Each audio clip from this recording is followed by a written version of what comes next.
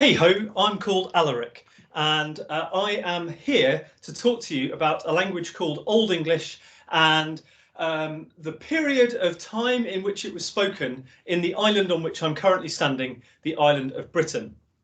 Um, this video is being recorded primarily for students of mine at Leeds University on a module called Queens, Vikings, Poets and Dragons, something about Old English and early medieval Britain. But I'll put it out here on the internet, and if other people find it useful, all to the good. But if I refer to kind of stuff at Leeds from time to time, that's why. Let's fiddle with this screen for a moment. There we go. And I just want to kind of walk us through some of the basics of the terminology for thinking about early medieval Britain, and a kind of really rough outline of the cultural history and primarily the kind of history of what languages were being spoken in Britain during the period circa 500 to circa 1000 or 1100 Common Era. And that's going to involve a bit of political history, and we're also going to have to think about the place of Christianity in that story and its role in bringing literacy to this island. And we'll touch by the end as well on some of the politics of studying early medieval Britain and how it's kind of a sort of hot topic in a way, a heated area from a political point of view. Okay, I'm just going to start by clearing out a few terminological issues before we begin. So, like I say, we're talking about this period circa 500 to say 1100, and that's the Old English period of the English language. Before about 500, there is no such language as English because the Germanic dialects that give us the language that we speak today, I'll come on to that history a bit more in a moment, were hardly being spoken in this island. And then after about 1100, we start talking about Middle English instead, and Middle English becomes Modern English around 1500. So like sometimes I encounter people who like, you know, they say, what do you do, Alaric? And I say, I teach Old English. And they're like, Old English, wow, like Shakespeare. And I'm like, dude, that is modern English. Okay, Old English is really different. So so we're dealing with Old English, the variety of English spoken between about 500 and 1100. And of course, in reality, there's no neat cutoff between Old English and Middle English. Language changes kind of continually. But the Norman conquest of 1066, when England was conquered by primarily French speakers, led to a huge shift in the dominant languages of writing, in how the education system worked. And that means that in terms of our written record, there is actually quite a big shift around 1066 or 1100 that makes the written language look kind of different. So Old English, that's the kind of English that we're talking about here, not the stuff that Shakespeare wrote in. That's modern. We should think about what we should call this period 500 to 500 to 1100, because I don't want to keep saying that all the time. And the kind of old school term for this was the Dark Ages. And hopefully it makes sense, right? That Dark Ages makes this period sound like it's rubbish, that people have been knighted, unenlightened, they're having a rubbish time. Maybe also there's no evidence for us to work with, that, you know, it's an obscure period because we don't know anything about it. And none of these things are actually true. And as kind of people studying the past, or indeed people studying other cultures in the present as well, we want to, as far as possible, be kind of respectful and polite towards the people we're studying. Obviously, there are times where you have to diss people for being immoral or unethical or bad or evil or whatever, but broadly speaking, we should try and keep our terminology fairly objective. So we don't talk about the Dark Ages for 500 to 1100. What we tend to say instead is early medieval, and that's not ideal either. So this term medieval is the adjective that goes with the noun Middle Ages. So the Middle Ages are a period of time circa 500 to 1500, and the sort of first half of that we call early Middle Ages or early medieval. And this term Middle Ages is really problematic too. It was coined by people who were very interested in Greek and Roman antiquity, the stuff that was going on in parts of Europe before about 500. It was coined by people who wanted to think of themselves as being distinctively modern and kind of sort of reviving Greek and Roman science and literature and studies, and creating from that a new kind of modernity. And so they had to have a label for the stuff in between the ancient and the modern. And they said, well, it's the Middle Ages. It's the bit in the middle. And no one in the Middle Ages thought they were in the middle. They just thought they were then. You know, they were modern in their own minds. So this term Middle Ages is patronizing, but it's not as bad as Dark Ages, right? And it's just harder to kind of get away from this term Middle Ages, or stuck with it, at least for now. So we'll be talking about the early Middle Ages, and I've been using these dates 500 to 1500, and you might be used to talking about that in terms of AD, Anno Domini. So we had BC, the BC period, and then you get to kind of the birth of Christ, and then we're in the Anno Domini period, Anno Domini being Latin for year of our Lord. So that terminology is inherently Christian. And again, like, you know, lots of people in the world who aren't Christian, and we don't necessarily want to kind of build a whole dating system around the supposed kind of birth of the Messiah, which probably didn't even happen then anyway. But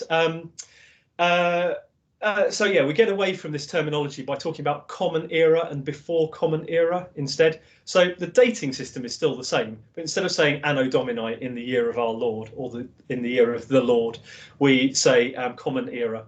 And you can see this is still not ideal, right? Because it's still building on this dating system that still came out of Christianity. We could be basing our dating on the Islamic dating system, or all sorts of other, you know, Mayan dating system. We could be using loads. So we're sort of stuck with the system that has become dominant in Western academia and then the world. But we at least don't label it in quite such a gratuitously Christian-centric way. So you'll hear me talking about common era dating. Okay, now I'm going to step away from worrying about this terminology, though we will come back to it a bit, and think about the Indo-European language family. So called because it's a family of languages that are all related to each other. They all have a common origin, which we call Common Indo-European. So we've got lots of languages that are related to each other, that are spoken mainly in Europe, and then sort of Central Asia, well, West Asia, Central Asia, and then down into South Asia, the Indian subcontinent. And so because these languages stretch from Europe to India, we talk about the Indo-European languages. It's a moderately objective term, I suppose. It could be worse. And there are lots of languages in this family, you know, from Hindi and Gujarati through to English and Irish and so forth. But we're going to be most interested in the Western ones for the purposes of this module, which is about Old English. OK, so let's just pop this on the board. Here's Indo-European, and some of the kind of daughter languages of Indo-European include the Germanic languages. And now this terminology is, you know, I wouldn't choose this if I was giving these names myself today. The name Germanic languages makes it sound like they are particularly associated with Germany, and, you know, that it sort of suggests these languages are somehow associated with a modern nation state. But of course, these languages, I mean, Indo-European was coming into view maybe 3000 before Common Era, maybe as early as 6000 before Common Era. So, you know, the speaking of these languages has nothing to do with kind of modern nation states at all. But we've got these names that get attached to modern nation states, so that's problematic. Anyway, we're stuck with the terminology for present purposes. So we've got Germanic languages. And to cut a long story short, from the Germanic languages come things like English, German, and the and Dutch, and we refer to those as the West Germanic languages. So I'll just put English here. And the Germanic languages also include the North Germanic languages, which is the Scandinavian languages. You know, Norwegian, Danish, Faroese, Icelandic, Swedish. And for shorthand on here, I'm just going to put Norse. It's a pretty weird kind of term as well. We could just say Scandinavian, but in English, we've wound up with this term Norse to refer to the whole range of medieval Scandinavian Germanic dialects. So it's a branch of the Indo-European family tree. But in thinking about the languages of the island of Britain during the early medieval period, we need to think about some other language families too, including Celtic. I won't worry too much about the terminology, but Celtic languages spoken extremely widely in Europe around 2000 years ago, including in these Western islands. And so Celtic languages divide up into two, or the Celtic languages spoken in the islands of Britain and Ireland divide up into two families. And we can talk about Irish for simplicity. And we're going to have to talk about Brittonic in this context for the variety of dialects spoken in the island of Britain. So the Brittonic languages give rise to Welsh and Cornish, which died out in the 18th century, though some people are trying to revive it. A language also now lost called Cumbric, which was spoken in Cumbria in northwest of what's currently England. And also Breton, spoken in France, but brought there by emigrants from the island of Britain. So we're going to be thinking about Celtic languages, and we should also think about the Italic languages. So here's the Italic branch, unsurprisingly spoken in the region of the Italian peninsula during the ancient period. And the Italic family gives rise to a language called Latin, particularly associated with the Roman Empire. You know, it became the language of the Roman Empire, or the main administrative language of the western half of the Roman Empire. And that has modern descendants in French, Spanish, Italian, Romanian, hence the name Romanian, because it was spoken by Romans. And the part of that sort of story that's going to be most interesting to us is that one of the daughter languages of Latin is what we might call French, but specifically we'll be talking about a dialect of medieval French called Norman. Or sometimes people talk about, oh, sorry, that's not quite on the screen, is it? But Norman, you know how to spell Norman. Sometimes people talk about Anglo-Norman, the Norman spoken in England. Okay, so here's our family tree.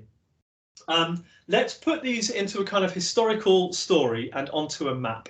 So I've said that Indo-European, was coming into being maybe 6,000 before Common Era, perhaps more likely more recently than that, 3,000 before Common Era. No one knows quite where, but we're talking somewhere in Central or Western Asia. Asia's very flat, and so it's very easy for nomadic people on these great big flat steppes to have expansive periods of conquest. The Mongols, more recently around the 13th century, were a major example of that, conquering northern India, chunks of what's currently China, coming all the way into what we would now call Europe. And at an earlier stage of that kind of process, Indo-European seems to have spread from somewhere in Asia. And these dialects all kind of fetch up in, Europe. Fine, now let's get a map of Britain on the board. What colour am I going to do this map? I'm going to try and do it in black and yeah, okay, let's go. Island of Britain. I've been very kind of diligently using what I see as a kind of strictly geographical term for this, yeah. There's Wales, Cornwall's very long. Cornwall needs to be a bit longer than that. There we go.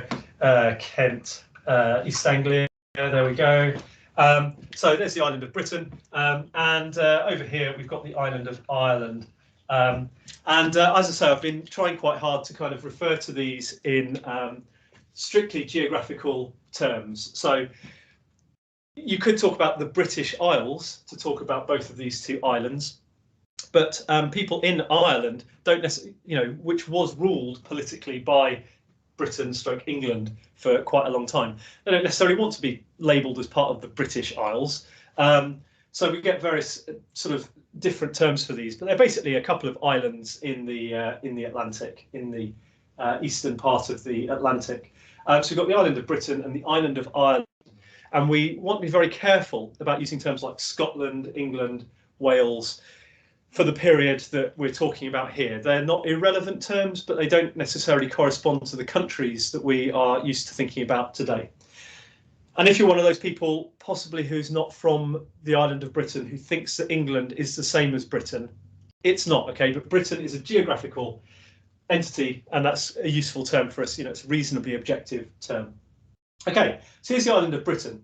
And around 2,000 years ago, for present purposes, everywhere here was Celtic speaking. There may have been some other languages kicking around, maybe even some kind of languages from families that are now completely lost. But we're pretty sure that pretty much everyone here was speaking Celtic languages. The kind of Irish part of the family in the island of Ireland, and the Brittonic part of the family in different dialects in the island of Britain. Okay, so that's about 2,000 years ago. And then from about 2,000 years ago, much of Britain starts to be integrated into the Roman Empire. Okay, so Roman Empire obviously based on Rome in the Italian peninsula, though later it really came to be focused on Constantinople in what's currently Turkey in West Asia. And it's helpful to think about the Roman Empire as a marine empire. It basically fills up the Mediterranean basin. It goes around the coast of the Mediterranean, and everywhere on the coast of the Mediterranean winds up in the Roman Empire. And then the empire kind of works its way up the Atlantic seaboard, up the coast of the Iberian Peninsula, up the coast of what we would currently call France. And then, it's just a very short hop across to the island of Britain. So it's kind of naturally integrated into this marine empire. So Roman Empire gets going, and that means that between about 50 Common Era and, let's say, 400 Common Era, Latin becomes quite an important language alongside Celtic in the island of Britain. Let's see if this pen still works after 2 years of pandemic shutdown. Oh yeah, it seems to. That's good. So we can kind of imagine that Latin was most influential. You probably can't see that, can you? But anyway, it'll do. Latin was most influential in the south and east of Britain. That's the bit that's closest to the continent and the kind of coasts that Roman influence was kind of moving up. The archaeology suggests that this was the most heavily Romanized kind of region of Britain. Cool. Latin didn't completely displace Celtic languages, it doesn't seem, but nonetheless, kind of elite, important people were speaking Latin. If you wanted to get ahead, you would learn Latin. If you're in the Roman army, and you might have joined the Roman army from pretty much anywhere in the empire, and often from outside it. So you could be from like Syria, Persia, southern Scandinavia, who knows? But anyway, you would be likely to be using Latin as your kind of official military and administrative language. So Latin comes into the picture. And during that period from, about 2,000 years ago to about 1,500 years ago, Latin is very influential on the Brittonic languages. Okay, it's being spoken next to them all the time. People who are encountering these cool Roman concepts and ideas and things, and they're kind of going, oh, I need a word for that. I'll borrow the Latin word into my Brittonic language.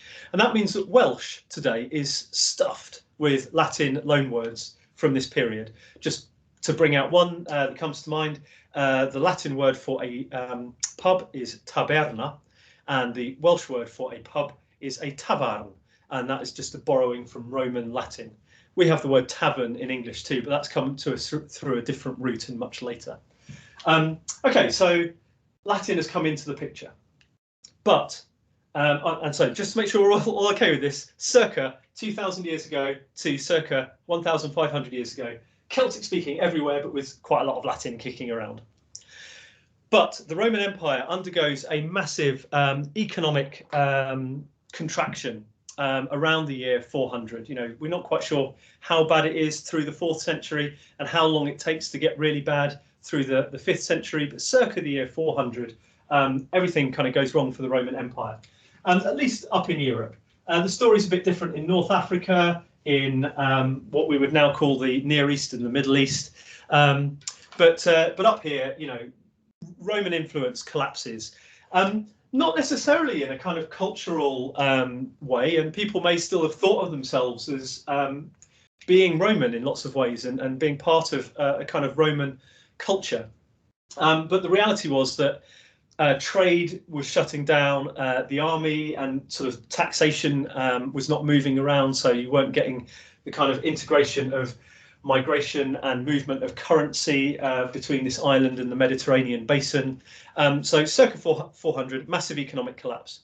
Latin, which has been this prestigious language for a long time, ceases to be very useful as a language of prestige, though we will complicate that in due course.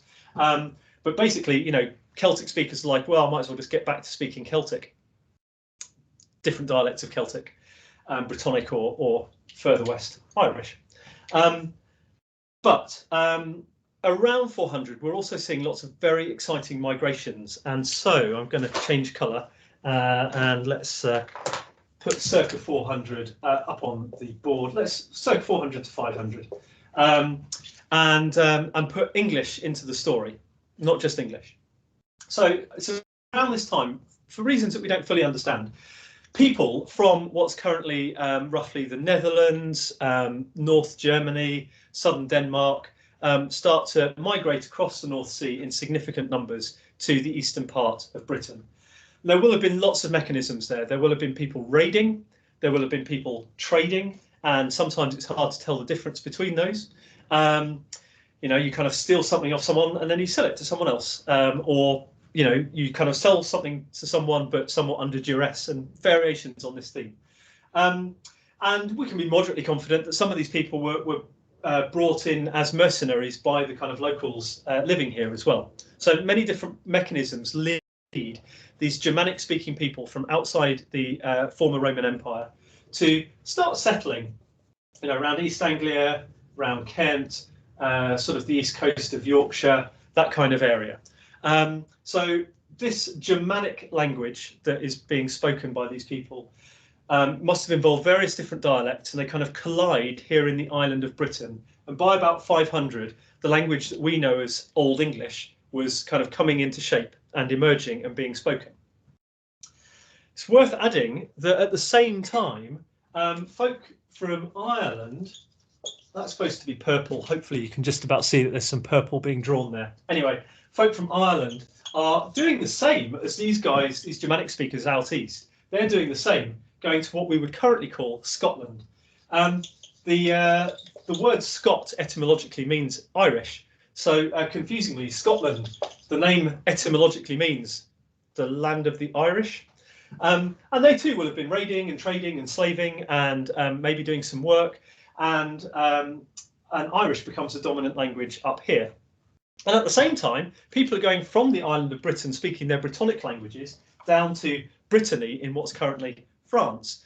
So around this period, 400 to 500, there's lots of movements of people and lots of movements of languages.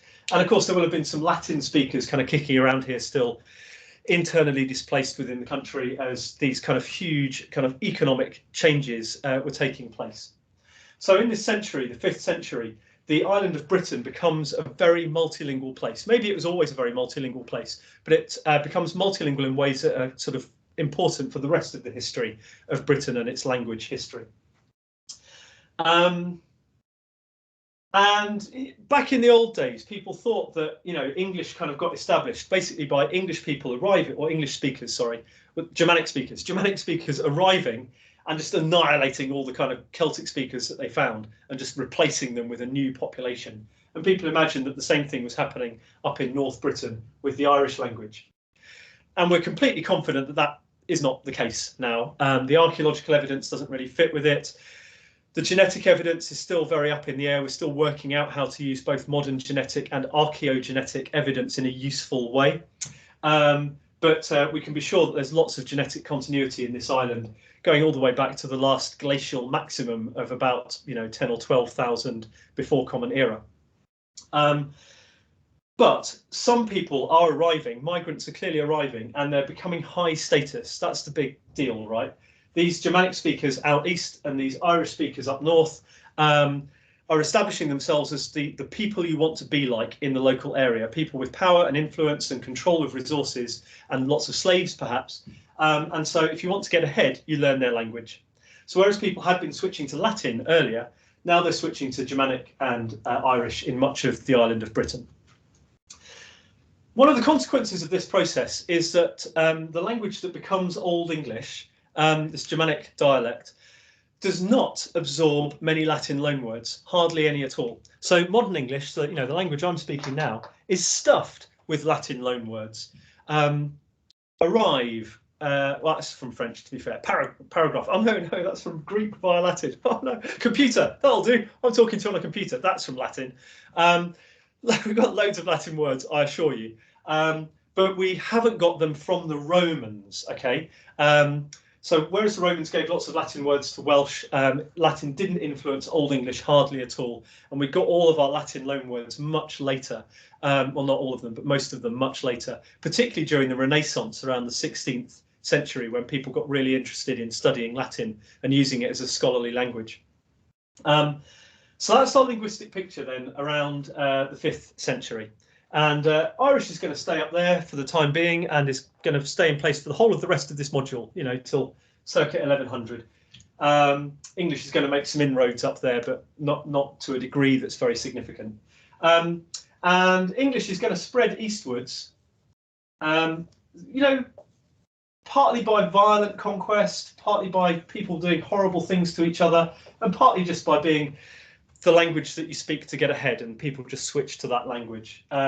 Much as the way English later spread in Ireland, killing off Irish. There was lots of violence and horror, but just lots of parents just deciding, I'm not going to speak me native language in the home anymore, because then the kids will learn this useless language. I'm going to speak the language of the kind of powerful and the rich and conquerors.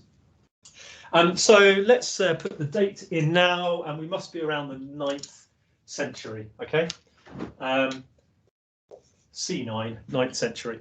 So by about century then, English is the dominant language in the region of Britain that we would currently call England, and it's giving us that kind of identity that we have today in some kind of sense. Do I need to add anything else about that? So yeah, just when studying Old English, just don't forget that for much of the Old English period, it's not spoken everywhere in what we would currently call England, much less Wales, Scotland or Ireland. And of course, it's important to remember that all of this is going on the very periphery of the old world. Yeah, this is not like, the centre of the British Empire or anything like that. This is just a very marginal set of islands, far from the kind of main economic centres of Europe, the Mediterranean basin and Asia. So around the 9th century then, this is kind of our picture. I should get a colour for, I don't have a colour for Brittonic.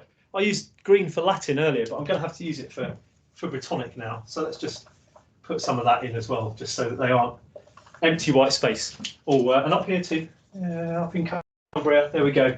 And it's around the 9th century that we then get another wave of kind of raiding, trading, conquering ultimately from Scandinavia, from these guys who speak Norse. Okay, so around the 9th century through into the 10th, we get lots of raiders coming from Scandinavia. They are popularly referred to as Vikings.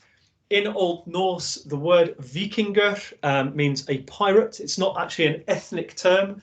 We often use this word Viking to mean people from medieval Scandinavia or early medieval Scandinavia. They were not using any such term themselves. It's a bit hard to know what they were using, actually. In Old English, they were referred to as Danes. So around the 9th century, Old Norse is arriving in the picture, and that will have to be black. And it gets around. You get a scattering of Old Norse pretty much everywhere, but it's particularly influential in the northern and eastern parts of England. And it never got to the point where it was the dominant language, but it was kind of significant enough that we have loads of Old Norse loanwords in English, in Irish, fewer in Welsh, but there are some. So people were speaking it around enough that English speakers were borrowing words from Old Norse like bread, kill, law, death. So there's a very wide range of vocabulary. And in 1016, England was conquered by Canute, king of Denmark and Norway. So England did actually come under Scandinavian rule. Cool. We're nearly finished with our linguistic tour then, and we just need to put into place these guys speaking French. Sorry, off the screen there, French. Specifically the dialects known as Norman. Totally run out of colours now. Can I find any other colours? No, disaster. Okay, so what I'm going to do is just write on here 1066, the one date every English school child knows. And in 1066, England, not to be confused with the whole of the island of Britain by any means, but England was conquered by some French speakers, primarily, also some Breton speakers, coming from Normandy in what we currently call France. They themselves were a Scandinavian, the kind of their leaders, particularly this guy William the Conqueror, were partly of Scandinavian descent. So there's lots of kind of moving and ethnic churn in this period. But they bring French into the picture. And that takes us more or less to the end of our linguistic history for early medieval Britain. From 1066, French becomes the kind of main administrative language, well, alongside Latin, becomes the main administrative language of the country of England. It becomes the language of the aristocracy, of law courts, all of this kind of stuff. And it remains so for several centuries to come. Cool. So I really hope that you now feel like you've got an overall picture of how there's this bunch of Western Indo-European dialects that all wind up floating around this very multilingual island, and also Ireland, during the early medieval period. And it's very easy for people to teach Old English as if that's kind of the only language that's kicking around here in this period, and it's not. And so on Queens, Vikings, Poets and Dragons, we do only study Old English as a language. We don't try to learn Old Irish or medieval Welsh or Old Norse at the same time, because it would just do my students' heads in too much. And we've got to start somewhere. But we do, in translation, look at literatures from all of these different languages and cultures, hopefully to kind of make sure we've got a rich appreciation of the kind of cultural dynamism, the ethnic diversity, and the linguistic complexity of this island, and of what it was like to be an English speaker at many times and places during the period that we're interested in. Okay, good. That's quite a lot of politics and it's quite a lot of languages. Let's just slot in another little part of the story, which is to do with literacy and the church. I don't know quite how much I'm going to need the board for this, but I feel the need to write literacy in big letters. Why is literacy important? Because it's through literacy that people write stuff down that survives to the present day, that we can therefore study in universities like this one. You know, there's lots that you can kind of take for granted about literacy when you live in a literate society. So, for example, anyone who goes to school in Britain learns to read and to write more or less at the same time. But reading and writing are really different skills. Like, to write, you need incredibly fine motor skills, for example. The only reason why, I mean, okay, my writing is not the best example of beautiful calligraphy, I recognise. The only reason why I'm able to do this is I spent literally years holding a pen and learning to do these incredibly fine movements. You know, an adult who hadn't spent years doing that would just not be able to do this kind of writing at all. You know, be much more like me trying to write with my left hand on my foot or something like that. So writing is really hard. Reading is potentially a lot easier. So reading and writing are not comparable skills at all. My comparison that I often use is that being able to read is a bit like being able to drive a car, but being able to write is a bit like being able to make a car. You know, not that many people could read at all during this period, but a lot more could read than could write. And it's worth thinking about the kind of infrastructure, economic infrastructure that you need to be able to even make books, right? In this period, books are made out of animal skins called parchment, so dried animal skin. And just to get an animal skin to the point where you can write on it is such a mission. You know, we've got to have the animal, you've got to kill the animal, you've got to shave all the hair off, you've got to do other things to it to get more of the hair off, you've got to scrape all the fat off the inside of the skin, you've got to stretch it out and dry it, you've got to pumice it smooth, you've got to cover it in chalk or something like that so that it gets a bit whiter. Eventually you get to the point where you can actually do some writing. It's a huge undertaking. And, you know, to have a book of 100 pages, that's 100 animals that you've got to have and kill. So the economic requirements of just producing a book in terms of labour and time and expertise and animals is massive. So literacy is not to be taken for granted at all. And many people, through the period that we're looking at, just don't really have much to do with literacy. So how is it that these Germanic speakers coming over the sea in the 5th century and bringing their kind of Germanic dialects with them that become Old English, how is it that they get access to literacy? It wasn't particularly a big thing for them in their kind of traditional culture. They did have a script that we call runes, or the runic script. So they did use those for some inscriptions, and the runic script seems to have been inspired by Latin and or Greek or other related writing systems. So they did do a little bit of writing, but manuscript literacy or anything like that is just not on the radar. Administrative literacy, lists of kind of taxations, writing books of religious wisdom, nothing like that is in the picture at all. So how do these people get literacy, and how do they get access to the infrastructure that they need to have literacy from what was a very kind of flat, hierarchically flat kind of post-economic crash, post-Roman society? They get access to literacy by accessing the kinds of technology that the Roman Empire, which was economically very, very complex, had access to. And they got access to that Roman technology by the fact that although the Roman Empire had contracted in lots of ways and had collapsed as an economic entity and in some ways as a political entity, the Roman Empire persisted as a religious entity. So about 2,000 years ago, you've also heard about Greek and Roman gods and stuff. So about 2,000 years ago, Romans and their kind of emergent empire was what we might call pagan or polytheistic. Polytheistic is a much better term, isn't it? Pagan is a bit of a term of abuse again. So it's polytheistic organisation. But the Roman Empire comes into contact with Judaism, and Judaism is a monotheistic religion. It's got one god. And there's a kind of anti-imperial activist who was kicking around in the kind of eastern seaboard of the Mediterranean around the 1st century Common Era, known as Jesus of Nazareth. And he kind of promoted a variety of Judaism that we come to know as Christianity. Because people came to believe that Jesus of Nazareth was the Messiah, so someone who had been sent by God. The Greek word for Messiah was Christos, and so Christians came to, followers of this guy came to call him Jesus Christos, or, sorry, that was a mixture of different pronunciations, but you get the point. Jesus Christ, and they call themselves Christians. So this is a monotheistic religion that arises from Judaism, as of course does Islam a few centuries later, around the 7th century. And by about the 4th century, the people who run the Roman Empire, these Roman emperors, are starting to think, Christianity looked pretty subversive. It had wacky ideas like the poor being blessed and rich people not going to heaven. What's that all about?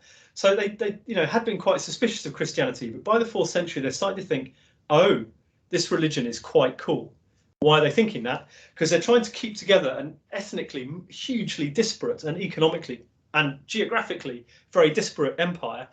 And they're thinking, it'd be really useful if we didn't have a ton of different religions, all of which have loads of gods. It'd be really useful if we had a religion with one god at the top. Because if you've got one god in heaven, well, maybe it makes sense to have one emperor on earth. So the Roman Empire gets into Christianity. And by about the 5th century, the time when it's going into that massive economic collapse and kind of Britain is crashing out of the Roman Empire, at least from an economic and political point of view, by that time, the Roman Empire has become mostly Christian. And although that economic collapse kind of keeps unfolding, the Christian church remains in place, and it retains hierarchical structures where you've got like a pope, archbishops, bishops, priests, deacons, subdeacons. So it retains a very complex hierarchical structure inherited from the bureaucracy, the secular bureaucracy of the Roman Empire. It retains economically sophisticated organizations like monasteries that put a lot of people together and enable some of them to go off and grow stuff, while others can therefore sit around and do things like write books. And so, yeah, just Christendom in the West emerges from the Roman Empire as a kind of inheritor of the Roman Empire and of its technologies of power and of literacy. Right. So these Germanic speakers have turned up in Britain in the 5th century. They're quite happy having their not very hierarchical society. They don't need literacy. What would you use it for anyway? They're not Christian. We could label them pagan. Again, I don't think it's great, but they've got just traditional customs which are non-Christian and non-Jewish, non-Islamic, non-Abrahamic. And they're just sort of sitting around being fairly happy. But over time, powerful people in that society start to kind of accumulate more power and consolidate more geographical areas into what are becoming kingdoms. And they're increasingly thinking, oh, you know, I really like this idea of ruling stuff. I really like the idea that there should be one guy at the top. I also like the idea of being able to issue orders to people further away than like I can shout. And they're starting to think, yeah, OK, so monotheism and literacy are pretty useful. Moreover, you know, these guys have crashed out of the economic system of the Roman Empire, and what's left of it on the continent is not necessarily so keen on dealing with non-Christians. So by converting to Christianity, you can also kind of get access to trading networks or better access. So basically, for say a 6th century English speaking, you know, Old English speaking potentate somewhere in the island of Britain, for one of these guys to come into Christendom is a bit like, you know, a post-communist country getting into the European Union. You get access to subsidies, to like I say, infrastructure, advice, kind of international development aid. All of that stuff, it becomes available, and it helps you to convince the people you rule that there should be one guy at the top. What a great deal. So let's call it the 7th century. In the 7th century, Christianity spreads quite rapidly through English-speaking Britain, and it, you know, by about the 8th century, pretty much anyone who we've got access to in the historical record, at any rate, thinks of themselves as Christian. I should say Wales and Cornwall had never stopped being mostly Christian after the Roman Empire. Ireland was never in the Roman Empire, but had been adopting Christianity through Roman influence from at least the 4th century onwards. So by the 8th century, everyone here is, everyone who we can trace in the historical record is Christian. I can think of one exception in a text from the early 8th century. So, you know, there must be one or two holdouts, but basically Christian. And it's because these people convert to Christianity that we then wind up with literacy and them writing stuff. And the language of literacy is still primarily, for all of these people, Latin, because that had been the administrative language of the Roman Empire and the language of its educational infrastructure, and therefore became the language of the Western Church and its educational infrastructure. So primarily, if you know how to write, you've learnt to write and read by studying Latin, not English or Welsh or Cornish or Irish or Pictish, Celtic dialect up here, or the Irish being spoken in Scotland. Okay, you've got it primarily, you've got literacy primarily from Latin. But from about the 7th century onwards, people, you know, across this region are adapting Latin letters to their own vernacular spoken everyday languages. And so it's from about the 7th century that we start to get Old English being written. Most of our Old English actually survives in manuscripts from the 10th to the 11th centuries.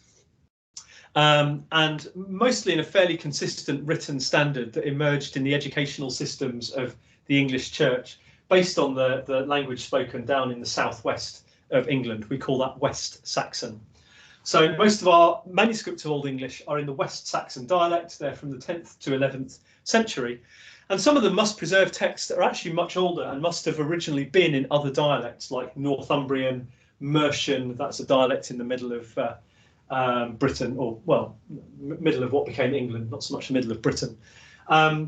There were all these different Old English dialects. There were texts being composed from the 7th century onwards, but most of them survive in West Saxon and much later. It's very hard for us to date on the whole how old some of these texts are. So for practical purposes, when we talk about Old English, we're usually talking about 10th, 11th century West Saxon as a kind of block, but actually it had a lot of dialectal linguistic variation over time. and space. Okay, that's my whistle-stop tour of the cultural history of the island of Britain in the early Middle Ages. Let's just finish by thinking briefly a little bit more about politics and terminology, which we've already talked quite a lot about. Across Europe, really, particularly Northern and Eastern Europe, Germanic-speaking and Slavonic-speaking Europe, that period around the 5th century has become really important in the imaginations of modern nation builders. So if you speak a Slavonic language, those languages are first coming into the written record around, about the 7th century. If you speak a Germanic language like English or German, again, they're coming into the written record in this time. Same for the Celtic languages. Not so true for the Italic languages, because, Latin is being written down in the Roman Empire. But for loads of languages in Europe, that period in the early Middle Ages is when the language is first tested. And language is really important to identity building and from, let's say, the 18th century onwards, nation building.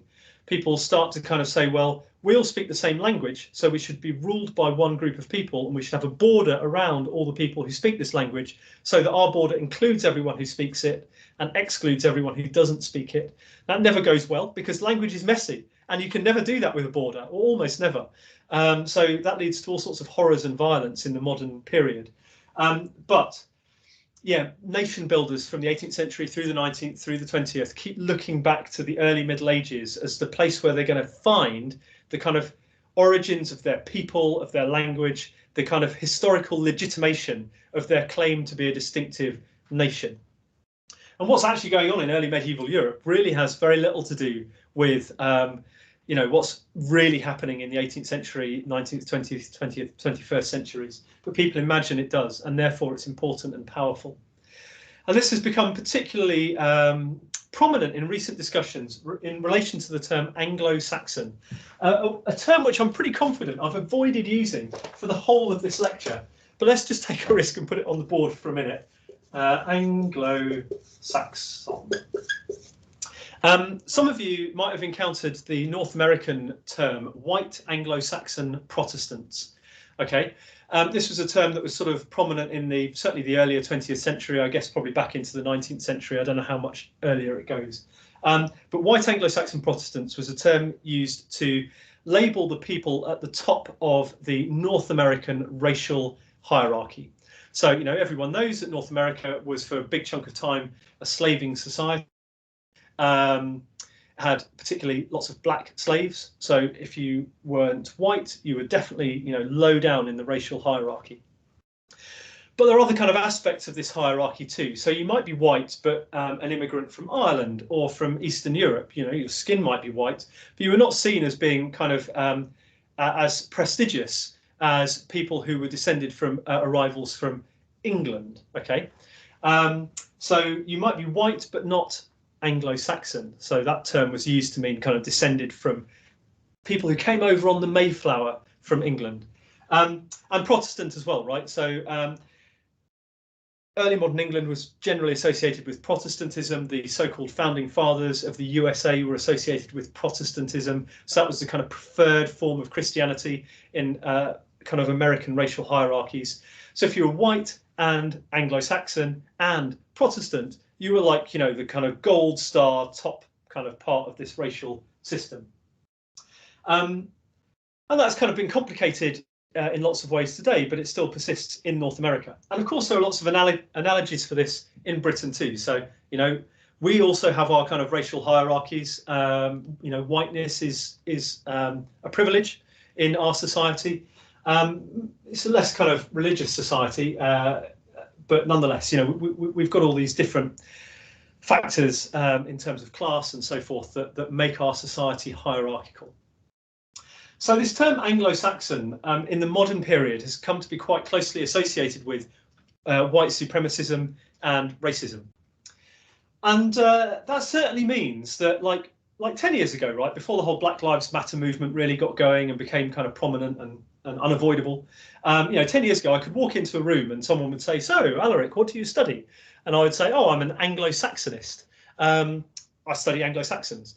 And it's been sort of pointed out more recently that if you walk into many places in North America and say, I'm an Anglo-Saxonist, it sounds awfully like you're saying you're a member of the Ku Klux Klan. So I no longer describe myself as an Anglo-Saxonist, and I don't recommend that anyone else does either. Partly because, of course, we don't want to alienate people who might be interested in studying this stuff who do not think of themselves as Anglo-Saxon, but also just, you know, who wants to sound like they're in the Ku Klux Klan. And that in turn has led to a debate which is much more kind of complex and in some ways subtle about how useful the term Anglo-Saxon is for us to talk about people over here in the early Middle Ages. So where does it come from? Those Germanic-speaking migrants who were arriving in the island of Britain during the early medieval period, you know, mostly in the 5th century, they didn't call themselves Germanic and they didn't call themselves Anglo-Saxon. They called themselves all sorts of different things. They had many different kind of family identities, tribal identities, maybe other kind of ways of thinking about themselves too. And we don't have much access to the complexity of that because they weren't writing yet in the 5th century. But a significant number of them thought of themselves as Saxons. In Old English, Saxa. Maybe I should do this in black. I'm not confident that that's going to show up very well.